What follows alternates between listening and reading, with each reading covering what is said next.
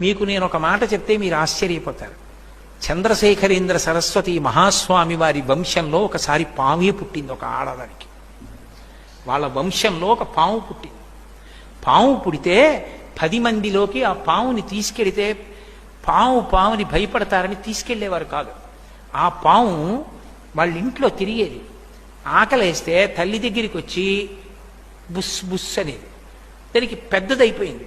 పాలు పట్టడం ఎలా అనుమానపడి వాళ్ళు రోట్లో పాలు పోసి చల్లారబెట్టి అది వచ్చి పాలు తాగడం అలవాటు చేశారు. తప్పనిసరి పరిస్థితుల్లో ఆవిడ ఓ పేరంటానికి వెళ్లాల్సి వచ్చింది. పక్క ఊరు ఇంట్లో ఉన్న వృద్ధురాలికి చెప్పింది, అమ్మా రోట్లో పాలు పోసి చల్లార పెట్టండి, ఆ పాము తాగుతుంది వచ్చని. ఆ పాము వచ్చి పాలు తాగుతుందని తెలిసి కూడా ఇంట్లో వృద్ధురాలు మరుగు పాలు పోసింది. ఈ పాము తిన్నగా వచ్చి రోలిక్కి పాలు రోజు తల్లి పట్టడం అలవాటు, ఆ పాలనుకుని తాగపోయింది. నోరు కాలిపోయి గిలగిలలాడి గబుక్కును పడిపోయింది. ఆ కన్నంలో పడిపోయింది. పడిపోవడంలో చచ్చిపోయింది. శరీరం వదిలేసింది. తల్లి వచ్చింది.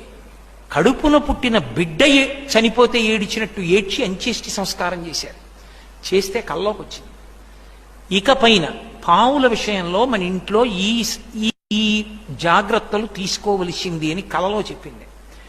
ఆ వంశంలోనే, ఆ పూర్వీకులలో పాము పుట్టిన వంశంలోనే సుబ్రహ్మణ్యావతారులై సుబ్రహ్మణ్యానుగ్రహ పాత్రులై మహాస్వామి ఆవిర్భవించారు. సుబ్రహ్మణ్య కటాక్షం అంటే అంత